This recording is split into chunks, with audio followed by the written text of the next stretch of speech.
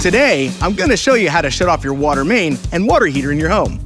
Before we get going, if you're having a water heater emergency and smell gas, immediately call your gas company or fire department. Let's get started.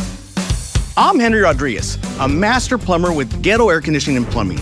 With over 25 years in the industry, my advice will hopefully save you some time and money. Shutting off the water to your water heater is something everyone should know in case of a leak, which can happen as water heaters age. Fortunately, this is a pretty fast and easy lesson to learn. First, determine if you have a gas or electric water heater. For gas water heaters, look for the gas valve and turn it clockwise 90 degrees to the off position. If you have an electric water heater, go to your breaker panel and find the water heater breaker and click it to the off position. If the breakers aren't labeled and you feel like it's an emergency, you could turn the whole panel off as a last resort. You'll need to shut off the water supply coming into the water heater. There are two ways to do that. First, look for the two water lines leading to the water tank.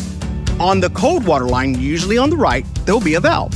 Turn the valve 90 degrees so it's perpendicular to the line to turn it off. The other option is to go to your main water valve and shut it off. If it's a handle, again, turn it until it's perpendicular to the valve. If it's a knob, righty-tighty, turn it clockwise to shut it off. Next, relieve the water pressure by turning on any hot water faucet in your house. Your water heater shouldn't be leaking anymore. Now that you stopped the emergency, call Goettl and we'll come out to diagnose why your water heater was leaking and get your system back in working order. Thanks for watching, and we'll see you next time with more homeowner tips.